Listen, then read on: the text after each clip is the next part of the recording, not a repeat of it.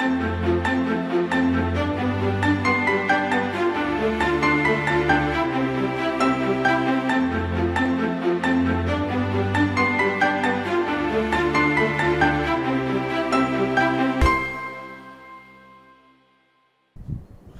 பரிசுத்த நாமத்துக்கு மகிமை உண்டாவதாக. உங்களை மீண்டும் சந்திப்பதில் மிக்க மகிழ்ச்சி அடைகிறேன். இன்னைக்கு நம்ம ரிசரக்ஷனை பற்றி நம்ம தியானிக்க போகிறோம். ரிசரக்ஷனுக்கு ஹீப்ருல என்ன சொல்லுவாங்க, அதனுடைய டீகோடிங் என்ன, இந்த காரியங்களை குறித்து நம்ம என்ன செய்ய போறோம், நம்ம பார்க்க போறோம். அதுக்கு முன்பதாக நம்ம தலையில தாழ்த்தி நம்ம கர்த்தரை நோக்கி, யெகோஷுவாவை நோக்கி நம்ம ஜெபிக்கலாம். கர்த்தர் நம்மளுக்கு வேண்டிய காரியங்களை கர்த்தர் நம்மளுக்கு வெளிப்படுத்தி தருவார். நாம் ஜெபிப்போம். ஸ்தோத்திரம் கர்த்தாவே, வானத்தையும் பூமியும் படைத்த எங்கள் எலோகிம் தேவனே, இந்த நேரத்தில் எங்கள் ஒவ்வொருத்தரையும் தாழ்த்தி உம்முடைய கருத்தில் தருகிறோம்ப்பா.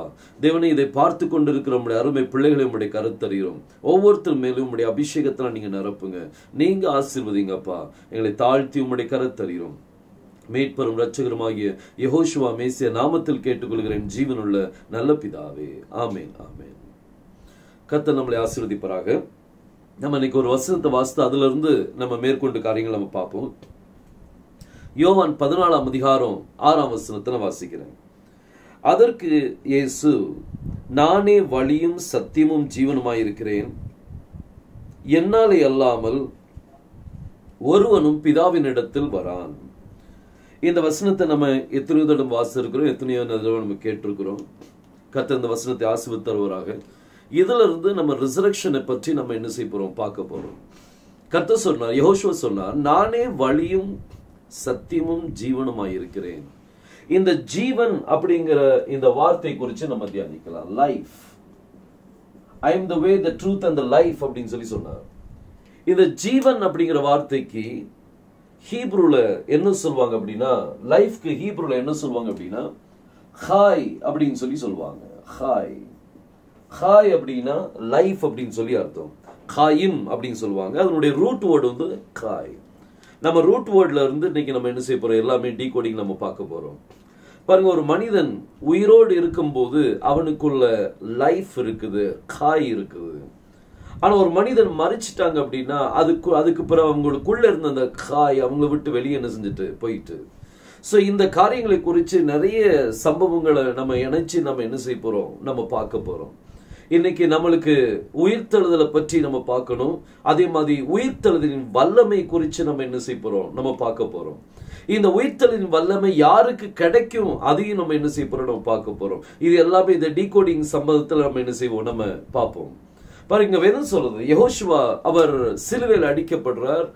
அடிக்கப்பட்டு 3ஆம் நாள் நமக்காக அவர் என்ன செய்கிறார், உயிர்த்தெழுந்தார்.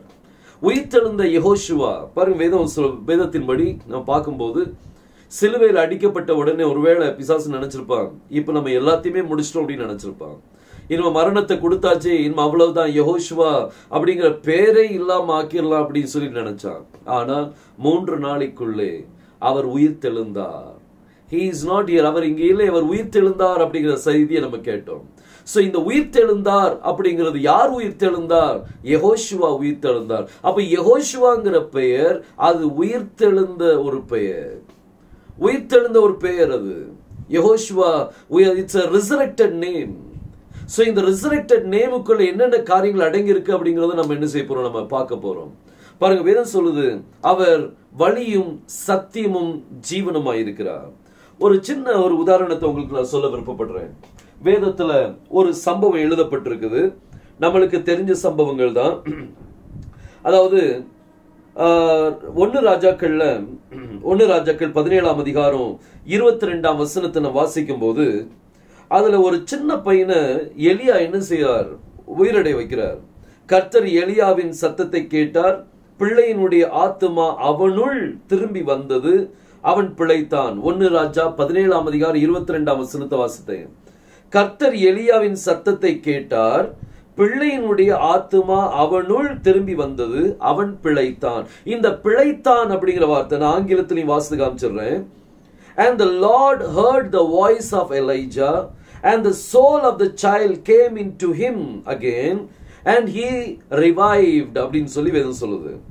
இப்ப இந்த சின்ன பையன், இந்த குழந்தை வந்து, இந்த சிறு குழந்தை உயிரோடு இருக்கும்போது இந்த காய் இவனுக்குள்ளதான் இருந்தது. அதாவது ஜீவன் இவனுக்குள்ள இருந்தது, இவனுக்குள்ள லைஃப் இருந்தது. There was life in him. There was life in him. When the child was alive, the life was in him. ஆனா எப்போ இந்த சின்ன குழந்தை இறந்து போச்சோ, when it was dead, இந்த லைஃப் இந்த காய் இவனை விட்டு வெளியே போயிடுச்சு.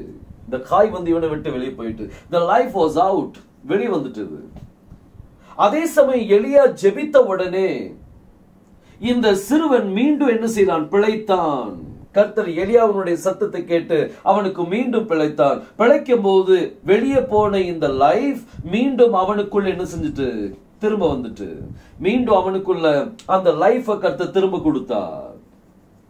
சோ இங்க ஒரு சம்பவம், ஒரு காரியத்தை, ஜீவனை பற்றி நம்ம பார்க்கிறோம். ஒரு குழந்தை உயிரோடு இருக்கும்போது, ஒரு மனிதன் உயிரோடு இருக்கும் பொழுது இந்த லைஃப், இந்த காய் இவனுக்குள்ள இருக்குது. ஆனா இந்த நபர் இறந்து போன பிறகு அவனுக்குள்ள இருந்த அந்த லைஃப் இவனை விட்டு வெளியே போயிட்டு, இந்த லைஃப் இப்ப இவனுக்குள்ள இல்ல, இவனை விட்டு இப்போ வெளியே போயிட்டு. திரும்பவும் கர்த்தர் இந்த சின்ன குழந்தைய எலியாவுடைய சத்தத்தை கேட்டு அவனுடைய ஆத்மாவை திரும்ப மீண்டும் அனுப்பின உடனே அவன் திரும்ப he revived அப்படின்னு சொல்லி வேதம் சொல்லுது. சோ இந்த revived, இவனுக்குள்ள மீண்டும் அந்த லைஃப் வந்த உடனே வேதம் சொல்லுது he revived. ரிவைவ்டுன்னு அர்த்தம் என்னது? மரித்தவன் மீண்டும் பிழைத்தான் அப்படின்னு சொல்லி வரும். மரித்தவன் என்ன செஞ்சிட்டான்? மீண்டும் பிழைச்சிட்டான். சோ உயிரோடு இருக்கும்போது காய் உள்ள இருக்குது, மரிக்கும் போது காய் வெளியே போகுது. அவன் உயிரடையும் போது, மரித்தவன் உயிர் தழும் போது அவனுக்குள்ள மீண்டும் அந்த லைஃப் என்ன செஞ்சது? வந்துருது. அதுக்கு என்ன சொல்லுவாங்க அப்படின்னா ரிவைவ் அப்படின்னு சொல்லுவாங்க. அதுக்கு அர்த்தம் என்னது? மரித்தவன் பிழைத்தான். இப்ப இந்த உயிர்த்தெழுதுக்கு இதுல என்ன சம்பந்தம் இருக்கு அப்படிங்கறத நம்ம பார்க்க போறோம். இந்த காய் அப்படிங்கிற வார்த்தைக்கு ஹீப்ருல மொத்தம் 2 எழுத்து தான் உண்டு. ஒன்னு ஹைத் அப்படிங்கிற எழுத்து, அடுத்தது யோத் அப்படிங்கிற எழுத்து. இதுதான் கெத், அடுத்தது இது யோத். இந்த 2 வார்த்தை இணையும் போது இதுதான் காய். காய் அப்படின்னா லைஃப் அப்படின்னு சொல்லி அர்த்தம். கர்த்தர் சொன்ன நானே வழியும் சத்தியமும் காய், அதாவது காயும் அப்படின்னு சொல்லி சொல்லப்பட்டிருக்கு. அதனுடைய ரூட் வேர்ட் என்ன அப்படின்னா காய். காய் அப்படின்னா லைஃப் அப்படின்னு சொல்லி அர்த்தம். லைஃப்ல 2 எழுத்து தான் இருக்கு. ஒன்னு ஹேத் இருக்குது, அடுத்தது யோத் இருக்குது. சோ இந்த 2 எழுத்து ஒரு மனிதனுக்குள்ள இருக்கும்போது அவன் உயிரோடு இருக்க முடியும். அந்த 2 எழுத்து இவனை விட்டு வெளியே போயிட்டுனா அப்புறம் இவன் டெட் மேன் தான். மீண்டும் அந்த 2 எழுத்து மீண்டும் உள்ள வரும்போது வேதம் சொல்றது he revived, அதாவது மரித்தவன் என்ன செய்தான்? பிழைத்தான். இந்த revived அப்படிங்கிற வார்த்தைக்கு ஹீப்ருல என்ன சொல்வாங்க அப்படின்னா ரூட் வேர்ட் என்ன அப்படின்னா காயா அப்படின்னு சொல்லி சொல்வாங்க. அதுல 3 எழுத்தான் வரும். ஒன்னு ஹேத், அப்புறம் யோத் and then ஹே. இந்த 3 எழுத்து சேரும் போது இந்த 2 எழுத்து ஆல்ரெடி இருக்குது. இந்த 2 எழுத்து இங்க இருக்குது, காய். இந்த 2 எழுத்து காய் இருக்குது. ஆனா இங்க அடிஷனலா எந்த எழுத்து சேர்ந்து இருக்குது? ஹே அப்படிங்கிற எழுத்து என்ன செய்து சேர்ந்து இருக்குது? காயா. சோ வெளியே போன இந்த 2 எழுத்து, இந்த 2 எழுத்து இப்ப இங்க இருந்து வெளியே போகுது. இந்த மனிதன், இறந்த மனிதனுக்குள்ள இருந்து வெளியே போகுது. சோ இந்த 2 எழுத்து மீண்டும் இவனுக்குள்ள வரும்போது தனியா வராது, கூட எந்த எழுத்து வருது? ஹே வருது. சோ இந்த ஹே தான் ரொம்ப முக்கியமான ஒரு காரியமா இருக்குது. ஹே வரும்போது அவனுக்குள்ள மரித்தவன் அவன் என்ன செய்ய பிழைக்கிறான். சோ இந்த ஹே இஸ் வெரி வெரி இம்பார்ட்டன்ட். இதே இந்த கான்செப்டை வச்சு நீங்க நிறைய காரியங்களை பார்க்கலாம். ஒரு சின்ன காரியத்தை உங்களுக்கு சொல்ல விருப்பப்படுறேன். எலியா, எலிஷா 2 பேருடைய வாழ்க்கையிலும் ஒரு சிறு குழந்தைய அவங்க உயிரோடு எழுப்பி இருக்கிறாங்க. எலியா எழுப்பும் போது வெறும் அவன் உயிரடைந்தான் மட்டும்தான் இருக்கும். ஆனா எலிஷா எலியாவுடைய சீஷனா இருந்தார்.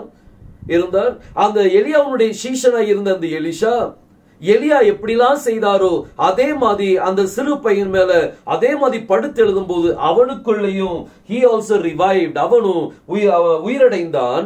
ஆனா இந்த நேரத்தில் உயிரடையும் போது அவனுக்கு 7 தும்மல்கள் என்ன செய்து வருது. எலியாவுடைய நாட்கள்ல அந்த சிறு பையனை உயிரோடு எழுப்பும் போது தும்மல் வரல, ஆனா எலிஷா உயிரோடு எழுப்பும் போது தும்மல் வந்தது. அப்ப இந்த 2 பேருடைய வாழ்க்கையிலும் ஏதோ ஒரு சம்பந்தம் என்ன செய்து இருக்குது. எலியாவுடைய நாட்கள்ல அந்த தும்மல் வெளிப்படல, ஆனா எலிஷாவுடைய நாட்கள்ல அந்த தும்மல் வெளிப்பட்டுச்சு. பாருங்க, இது வேதத்தின் அடிப்படையில் உங்களுக்கு நான் சொல்றேன். இது கர்த்தர் சித்தமானால் இதை பற்றி நம்ம தனியா ஒரு நாள் கண்டிப்பா நம்ம பார்ப்போம். இந்த தும்மலை பற்றி நம்ம பார்க்க போறோம். பாருங்க, வேதம் சொல்லுது, இந்த காய் என்கிறது, இந்த 2 எழுத்து ஒரு மனிதனுக்குள்ள இருக்கும் போது அவனுக்குள்ள உயிர் இருக்குன்னு சொல்லி அர்த்தம். இப்போ உங்களுக்குள்ள என்ன இருக்குது? காய். எனக்குள்ள ஜீவன் இருக்கு, காய் இருக்குது. ஆனா அந்த ஜீவன் ஒரு மனிதனுக்குள்ள இருந்து வெளியே போயிட்டு, இந்த 2 எழுத்து வெளியே போயிட்டுனா he is a dead man, அவன் மரித்த ஒரு மனிதன். மீண்டும் இந்த 2 எழுத்து உள்ள வரும்போது தனியா வராது, கூட எந்த எழுத்து அவர் கொண்டு வருது? ஹே. இந்த ஹே இஸ் வெரி வெரி இம்பார்ட்டன்ட். இந்த ஹே தான் நம்மள மரித்தவனை உயிரடை செய்யும் போது இந்த ஹே கண்டிப்பா வரும். இந்த ஹே கண்டிப்பா நம்மளுடைய வாழ்க்கையில் வரணும். பாருங்க, இங்க இந்த காய் அப்படிங்கிற வார்த்தை குறிச்சு பார்த்தோம். அதே மாதிரி யெகோஷுவா என்ன சொன்னார்னா, நான் கர்த்தர் சொன்னார், நானே வழியும் சத்தியமும் ஜீவனுமாய் இருக்கிறேன். அப்ப அவர் ஜீவன். அவர் ஜீவன் என்னது? அவர் காய். He is காய். இப்போ யெகோஷுவாவை பற்றி நம்ம பார்க்கலாம். பாருங்க, இந்த வார்த்தையோட ரிசரக்ஷனை கூட நான் உங்களுக்கு கம்பைன் பண்ண பார்க்கிறேன். கம்பைன் பண்ணி நான் காமிக்க விரும்புறேன். பாருங்க, இந்த 2 எழுத்து, இந்த 2 எழுத்து யாரு? யெகோஷுவா தான். இந்த 2 எழுத்து. காய் யாரு? யெகோஷுவா தான் அந்த காய். இந்த ஜீவனை ஜனங்கள் எங்க அறைந்தாங்க? சிலுவையில் அறைந்தாங்க. சிலுவையில் ஒப்பு கொடுத்தாங்க. நாங்க சிலுவை போட்டுறேன், கூட இந்த காய் 2 எழுத்தை நம்ம போட்டுடலாம். ஹேத், அடுத்தது யோத். இந்த ஜீவன் நமக்கு, நம்முடைய ஜீவனானவரை அவர் சிலுவையில் என்ன செய்தாங்க? ஒப்பு கொடுத்தாங்க. இப்ப இந்த சிலுவை அப்படிங்கிற இந்த எழுத்து, இதை ஹீப்ரூல நீங்க எழுத்துல கன்வெர்ட் பண்ணீங்கன்னா எப்படி வரும்? இந்த சிலுவை என்னது? இதுதான் தாவ், அடுத்தது ஹேத், அடுத்தது யோத். இந்த ஜீவனை சிலுவையில ஒப்பு கொடுத்தாங்க. சிலுவையில அவர் மரித்தார். சிலுவையில் அவர் மரித்தார். அந்த சரீரம் சிலுவையில மரித்தது. அவர் சிலுவையில மரிக்கும் போது ஜீவன் வெளியே போச்சு. பிதாவே, என்னுடைய ஆவியை உம்முடைய கரத்தில் ஒப்பு கொடுக்கிறேன்னு சொல்லி ஒப்பு கொடுத்தார். அந்த ஜீவனை அவர் ஒப்பு கொடுக்கிறாருங்க. அவர் சரீரத்தில் இருந்த அந்த ஜீவன் இப்ப வெளியே போகுது. 3ஆம் நாள் அவர் என்ன செய்தாரா? உயிர்த்தெழுந்தார். உயிர்த்தெழும் போது, மரித்தவன் பிழைக்கும் போது இந்த 2 எழுத்து தனியா வராது, கூட என்ன எழுத்து வரணும்? ஹேங்கிற எழுத்து வரணும். இப்ப இந்த 2 எழுத்து கூட நீங்க ஹே சேர்த்துட்டீங்க அப்படின்னா, இது இப்போ ஹீப்ரூல நான் எழுதி காமிக்கிறேன். பாக்க, சிலுவை என்னது? இதான் தாவ். நான் அந்த தாவ் இங்க எழுதிட்டேன். அடுத்தது இந்த காய் இங்க எழுதலாம், அடுத்தது யோத் இங்க எழுதலாம், அடுத்தது இந்த ஹே இங்க எழுதலாம். இந்த 4 எழுத்தி நீங்க சேர்த்து உச்சரிச்சீங்கன்னா இதுதான் தஹியா அப்படின்னு சொல்லுவாங்க. தஹியா.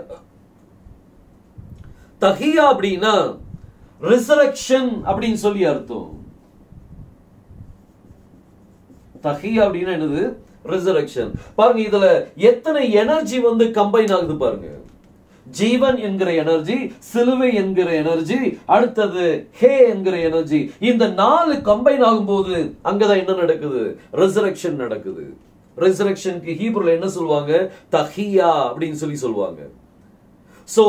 யெகோஷுவா சிலுவையில் அடிக்கப்படுற காய், சிலுவையில் அடிக்கப்பட்டார். இது இந்த சிலுவையில் அடிக்கப்பட்ட ஒரு காரியம். ஆனா அவர் அங்க சிலுவையில மரித்து மீண்டும் 3ஆம் நாள் உயிர் தழும் போது அவருக்குள்ள என்ன வந்துட்டு? ஹேங்கிற எழுத்து இங்க ஆட் அப் ஆகுது. அவருக்குள்ள ஹேங்கிற எழுத்து ஆட் அப் ஆகும். தஹியா. இன்னைக்கு மரித்தவன் உயிர் தெழுந்தான் அப்படின்னு வரும்போது அவங்களுக்குள்ள இந்த ஹே கண்டிப்பா வரும். அதனாலதான் நீங்க பாருங்க, லோத்தின் நாட்கள் நடந்தது போல மனுஷகுமார் வெளிப்படும் நாட்களிலும் நடக்கும் என்று வேதம் சொல்லுது. ஆபிரகாமுடைய நாட்கள்ல என்ன நடந்துச்சு? ஆபிரகாமுடைய நாட்கள்ல ஆபிராம் என்கிற பெயரை ஆபிரகாமா மாத்தினார். ஹேங்கிற எழுத்த வைத்தார். சாராய சாரான்னு சொல்லி மாத்தினார். கணவன் மனைவி 2 பேருக்குள்ள என்ன எழுத்து வந்துட்டு? ஹே. இந்த ஹே என்ன செய்யும்? ஜீவனை கொண்டு வரும். ஆபிரகாமுடைய சரீரம் செத்து போய் இருந்தது.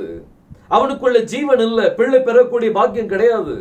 2 பேருடைய கர்ப்பத்தையும் கர்த்தர் பாருங்க, அது முடிஞ்சு போன ஒரு காரியம். அவனுடைய வயசு 100 ஆயிடுச்சு, 99 அவனுடைய வயசு. ஆனா எப்போ அவனுடைய பேரை மாத்தினாரோ, எப்போ ஹேங்கிற எழுத்த உள்ள வைத்தாரோ, அப்பவுமே அவனுடைய கர்ப்பத்தை கர்த்தர் குணமாக்கினார். ஜீவன் உண்டாச்சு. அங்க ஒரு ஜீவன் வருவதற்கு அங்க ஹே தேவை, ஹே எழுத்து தேவை. சோ கர்த்தர் சொன்னார், I am the resurrection and life. நானே உயிர்த்தெழுதலும் ஜீவனுமாய் இருக்கிறேன். அப்ப உயிர்த்தெழுதல் என்னது? தஹியா. ஜீவன் என்னது? காய், அல்லது அதனுடைய ஒரிஜினல் வார்த்தை காயும் அப்படின்னு சொல்லுவாங்க. ரூட் வேர்டு காய். சோ அவர்தான் தஹியாவா இருக்கிறார். அடுத்து அவர்தான் காயா இருக்கிறார். அவர் நமக்காக சிலுவையில் அடிக்கப்பட்டார். He was crucified here. இங்கதான் சிலுவையில் அவர் மரிக்கிறார். ஆனா உயிரடையும் போது கூட ஒரு அல்பபெட் சேர்ந்து வரும். தட் இஸ் ஹே. பாருங்க, இதுதான் ரிசரக்ஷன் அப்படிங்கிற வார்த்தை. இன்னைக்கு உங்களுக்குள்ளேயும் எப்படி சாராக்குள்ள ஹே வைத்தாரோ அதே போல உங்களுக்குள்ள ஒரு ரிசரக்ஷன் பவர் வரணும். உங்களுக்குள்ள ஒரு குயிக்னிங் ஸ்பிரிட் வரணும். இந்த தேவனுடைய வல்லமையை நீங்க என்ன செய்யணும்? பெற்றுக்கொள்ளணும். பாருங்க, வேதம் சொல்லுது 1 கொரிந்தியர் 1:18 நான் வாசிக்கிறேன். 1 கொரிந்தியர் 1:18 சிலுவையை பற்றிய உபதேசம் கெட்டு போகிறவர்களுக்கு பைத்தியமாயிருக்கிறது, ரட்சிக்கப்படுகிற நமக்கோ அது தேவ பலனாய் இருக்கிறது என்று வேதம் சொல்லுது. தேவ பலன். ரட்சிக்கப்படுகிற நமக்கு அது என்னதான்? தேவ பலன். இந்த பவர் ஆஃப் காட். இந்த பவர் ஆஃப் காட் பற்றி நம்ம என்ன செய்யலாம்? நம்ம பார்க்கலாம். பவர் ஆஃப் காட் அப்படிங்கிற அந்த வார்த்தைக்கு ஹீப்ரூல என்ன சொல்லுவாங்க, அதனுடைய டீகோடிங் என்ன அப்படிங்கறத நம்ம கொஞ்சம் பார்க்கலாம். அதே மாதிரி எந்த டீகோடிங் பண்ணாலும் நான் சொன்னேன் உங்களுக்கு அது ப்ரூஃப் வேணும். வேதத்துல இருந்து நீங்க அந்த ப்ரூஃப காமிக்காம அந்த காரியத்தை செய்ய முடியாது. இப்ப நான் ஒரு டீகோடிங் காமிச்சேன்னா ஒரு சம்பவத்தை அடிப்படையில வச்சு நான் உங்களுக்கு காமிச்சிருக்கிறேன். இப்போ வேதம் சொல்லுது பாருங்க, பைபிள்ல நம்ம இப்ப வாசித்தோம், அந்த சிலுவை உபதேசம் ரட்சிக்கப்படுகிற நமக்கு தேவ பலன். It's the power of God to us, those who are saved. அவங்களுக்கு அது பவர் ஆஃப் காட். இந்த பவர் ஆஃப் காடுக்கு ஹீப்ரூல என்ன சொல்வாங்க அப்படின்னு சொல்லி நம்ம முதல்ல பார்க்கலாம். அதுக்கு பிறகு நம்ம உயிர்த்தெழுதலின் வல்லமை குறித்து நம்ம பார்ப்போம். Power of god. இந்த பவர் அப்படிங்கிற அந்த வார்த்தைக்கு ஹீப்ரூல என்ன சொல்வாங்க அப்படின்னா கோஆஹ் அப்படின்னு சொல்லி சொல்வாங்க. கோஆஹ் ஹா எலோஹிம். கோஆஹ் ஹா எலோஹிம் அப்படின்னு சொன்னா அது தேவனுடைய வல்லமை அப்படின்னு சொல்லி அர்த்தம். கோஆஹ் ஹா எலோஹிம். இந்த கோஆஹ் அப்படின்னா அதுல பாருங்க, இத ஹீப்ரூல எழுதி போட்டுட்டு அதுக்கு பிறகு இந்த வல்லமை யாருக்கு கிடைக்கும் அப்படிங்கறத நம்ம பார்க்க போறோம். இந்த கோஆஹ்ங்கிற வார்த்தை எலோஹிம் நம்மளுக்கு தெரியும், தேவனுடைய காரியம். He is the God. கோஆஹ் ஹா எலோஹிம். இப்போ இந்த கோஆஹ்ங்கிற வார்த்தையை நம்ம டீகோட் பண்ணலாம். இதுல மொத்தம் 3 எழுத்துக்கள் வரும். ஒன்னு காஃப், அடுத்தது வாவ் and then ஹேத். இந்த 3 எழுத்து சேரும் போது அத கோஆஹ் அப்படின்னு சொல்லுவாங்க. இப்போ இந்த கோஆஹ்ல முதல் வார்த்தை என்னது? முதல் எழுத்து என்னது? இதுதான் காஃப். காஃப்னா என்னது? உள்ளங்கை. நடுவுல அடுத்த எழுத்து வாவ், மூணாவது எழுத்து ஹேத். இந்த 3 எனர்ஜி சேரும் போது நம்மளுக்கு என்ன கிடைக்குது? கோவாக் கிடைக்குது. கோவாக் அப்படின்னா this means power. இதுக்கு அர்த்தம் என்னது? வல்லமை. இன்னைக்கு யாருடைய வல்லமை வேணும் உங்களுக்கு? நிறைய இடத்துல நீங்க பைபிள்ல நிறைய வல்லமைகளை பற்றி கொடுத்திருக்கு. the power of darkness, the power of dog, the power of animal, the power of so and so அப்படின்னு சொல்லி நிறைய கொடுத்திருக்குதாங்க பைபிள்ல. நீங்க பவர் ஆஃப் நீங்க தேடி பார்த்தீங்கன்னா உங்களுக்கு கிடைக்கும். அதுல பவர் நிறைய பவர்ஸ் பற்றி கொடுத்திருக்குது. கத்த சித்தமானால் ஒவ்வொரு பவரை பற்றி நம்ம டீகோட் பண்ணி பார்க்கலாம். அதுல என்ன காரியங்கள் அடங்கி இருக்குன்னு சொல்லி நம்மளுக்கு தெரியும். இங்க நம்ம இந்த பவர் அப்படிங்கிற வார்த்தை மாத்திரம் கொடுக்கிறோம். யாருடைய பவர்? எலோஹிமுடைய பவர் நம்ம மேல இறங்கணும். பாருங்க, இதுல காஃப் அப்படின்னு சொன்னா என்னது? காஃப்னா உள்ளங்கை. This is the palm of hand. palm. நம்மளுடைய உள்ளங்கை. உள்ளங்கையில இருந்து ஒரு வல்லமை புறப்பட்டு வருது. யாருடைய வல்லமை? எலோஹிமுடைய வல்லமை. ஆணிவா இந்த கரத்திலிருந்து ஒரு வல்லமை புறப்பட்டு வருது. இந்த வல்லமை யாருக்கு கிடைக்கும்? யாருக்கு பாருங்க இணைக்குது. பாருங்க, வாவ் என்ன செய்யும்? 2 காரியத்தை இணைக்கும்.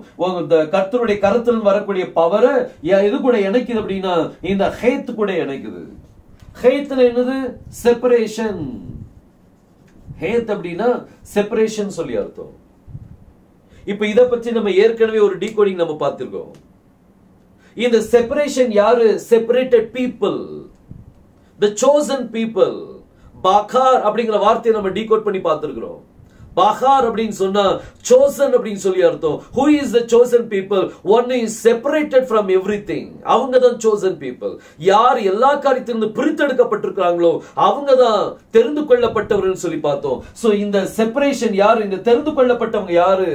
நீங்களும் நானும் தான் தெரிந்து கொள்ளப்பட்டவர்கள். சோ தேவனுடைய வல்லமை, அவருடைய கரத்தில் இருக்கிற வல்லமை இன்னைக்கு உங்களை தொடணும் அப்படின்னா, அவருடைய கரத்தின் மகிமை உங்களை தொடணும் அப்படின்னா நீங்க செப்பரேட்டட் பீப்புளா இருக்கணும். எல்லா காரியத்திலிருந்து நீங்க செப்பரேட் ஆகணும். பாருங்க, இன்னைக்கு நம்ம எல்லாருமே குவாரண்டைனா இருக்கிறோம். எல்லாரும் அவங்க வீட்டுல இருக்கிறோம். நம்ம இப்போ இன்னைக்கு அரசியல்ல பொலிட்டிக்கல்ல நம்மளுக்கு கொடுக்கப்பட்ட ஒரு கவர்மெண்ட் நம்மளுக்கு கொடுக்கப்பட்ட ஒரு சொன்ன ஒரு காரியம் என்னன்னா, சோசியல் டிஸ்டன்ஸை மெயின்டைன் பண்ணுங்க அப்படின்னு சொல்லியிருக்கிறாங்க. அது மெயின்டைன் கண்டிப்பா நீங்க பண்ணுங்க. ஏன்னா கவர்மெண்ட் பாலிசி படி நம்ம செய்யணும் அதை. ஆனா அதுக்கு மேலாக நான் உங்களுக்கு வேற ஒரு டிஸ்டன்ஸை பற்றி உங்களுக்கு சொல்ல விருப்பப்படுறேன். உங்களுக்கு ஸ்பிரிச்சுவல் டிஸ்டன்ஸ் வேணும். ஸ்பிரிச்சுவல் குவாரண்டைன் உங்களுக்கு தேவை. உங்களுக்கு ஸ்பிரிச்சுவலா நீங்க சாலிட்டரி பிளேஸ்ல நீங்க போகணும். நீங்க ஸ்பிரிச்சுவல் இது நம்ம ஸ்பிரிச்சுவல் டிஸ்டன்ஸ் அப்படின்னா ஸ்பிரிச்சுவல் பீப்புளோட டிஸ்டன்ஸ் நான் சொல்லல. இந்த உலகத்துல இருக்கிற அசுத்தமான ஜனங்களோடு உங்களை இணைக்காதீங்க, உங்களை பிரிச்சிருங்க. Keep a distance from them. நண்பர்கள், பொல்லாத நண்பர்கள் இருப்பாங்க. கர்த்தருக்கு பிரியமில்லாத ஜனங்கள் உங்களோட ஐக்கியப்பட்டிருப்பாங்க.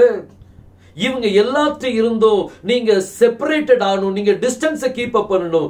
இதுதான் அப்படி கீப் அப் பண்ணும்போது தான் that is what social distance சொல்றது. நான் spiritual distance அப்படின்னு சொல்றேன். You must separate yourself. நீங்க செப்பரேட் ஆனீங்கன்னா உங்க மேல ஒரு பவர் இறங்கும், ஒரு கரம் இறங்கும். இந்த கரத்திலிருந்து என்ன கிடைக்கும்? உங்களுக்கு ஒரு பவர் கிடைக்கும். யாருடைய பவர்? எலோஹிமுடைய பவர் கிடைக்கும். நிறைய பேர் பவர் ஆஃப் டார்க்னஸ் குள்ள மாட்டிட்டு இருக்காங்க. அவங்க மேல யாருடைய கரம் இருக்குன்னா the darkness உடைய பவர் கரம் வந்து அவங்க மேல இருக்குது. அவங்க அதுக்கென்று பிரித்தெடுக்கப்பட்டவங்களா இருப்பாங்க. ஆனா நீங்க எதுக்காக பிரித்தெடுக்கப்பட்டவங்களா இருக்கணும்? பாருங்க, வேதம் சொல்லுது. நம்ம 1 கொரிந்தியர் 1:18 நம்ம இப்ப வாசித்தோம். சிலுவை பற்றிய உபதேசம் கெட்டு போகிறவர்களுக்கு அது பைத்தியமா இருக்கிறது. கெட்டு போறவங்களுக்கு என்னது பைத்தியமா இருக்குது? கெட்டு போற ஜனங்களோடு உங்களுடைய டிஸ்டன்ஸை கீப் அப் வைங்க. யாரு கெட்டு போறாங்களோ அது அதுக்கென்று நியமிக்கப்பட்டவங்க அவங்க கெட்டு போவாங்க. சோ அவங்களோடு நீங்க ஐக்கியப்பட்டு இருந்தீங்கன்னா நீங்களும் கெட்டு போயிருவீங்க.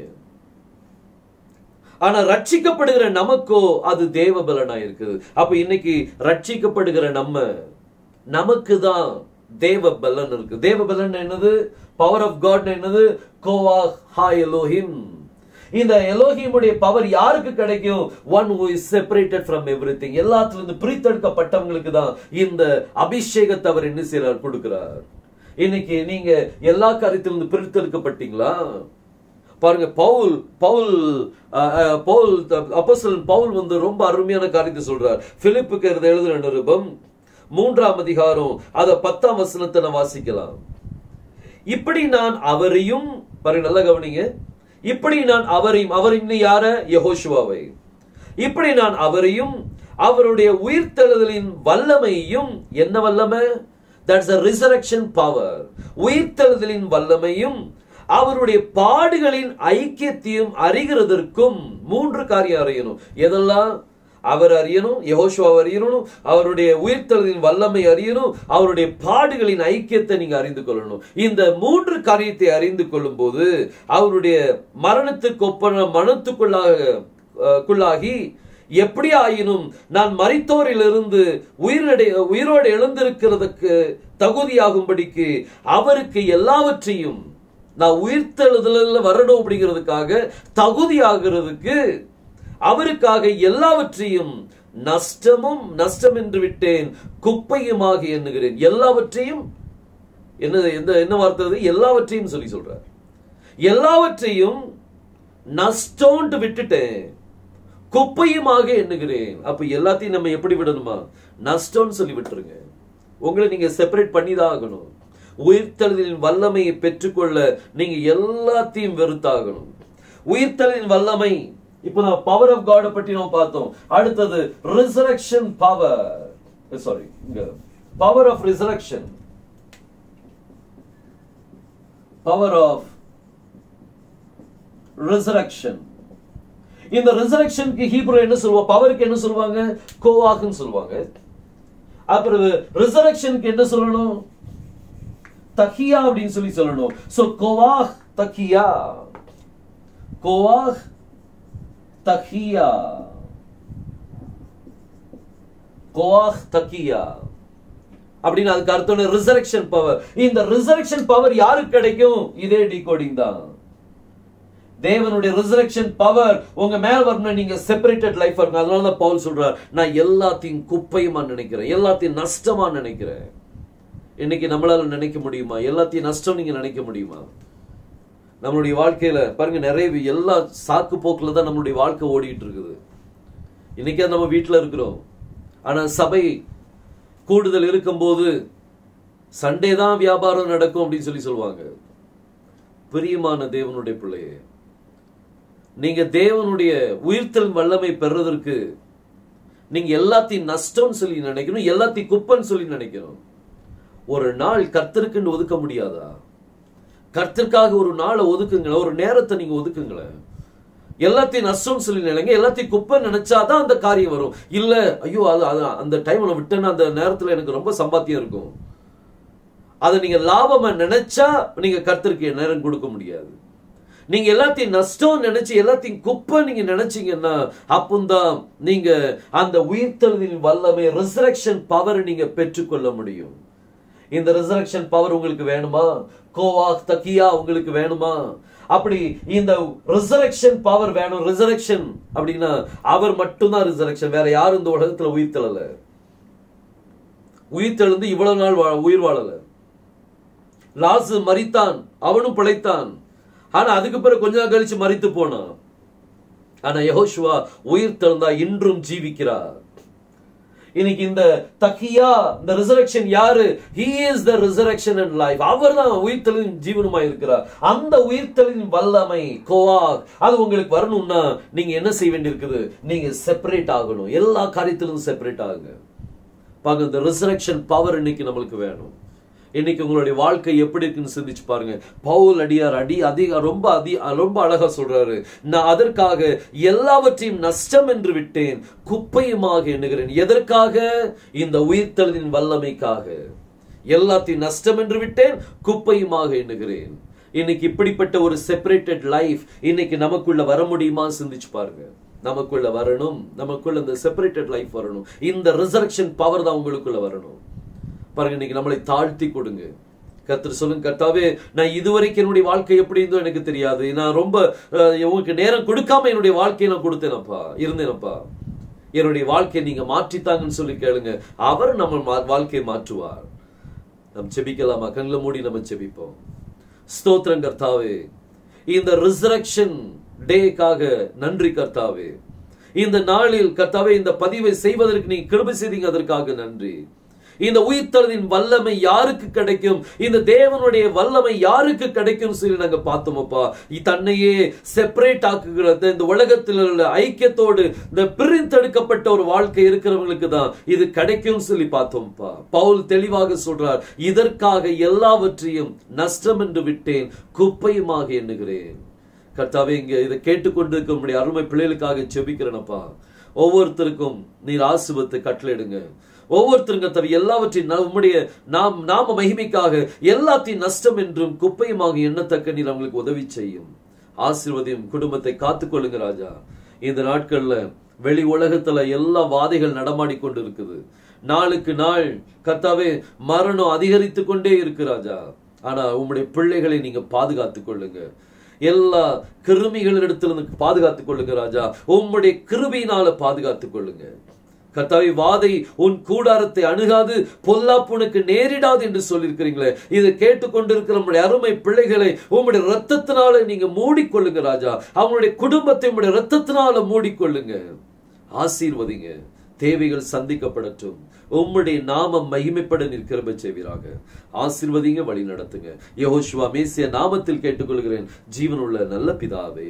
ஆமேன், ஆமேன். ஹல்லேலூயா. கர்த்தர் நம் யாவரையும் ஆசீர்வதிப்பாராக. மீண்டும் உங்களை அடுத்த வீடியோல உங்களை சந்திக்கிறேன். கர்த்தர் நம்மளை ஆசீர்வதிக்கட்டும். ஆமேன்.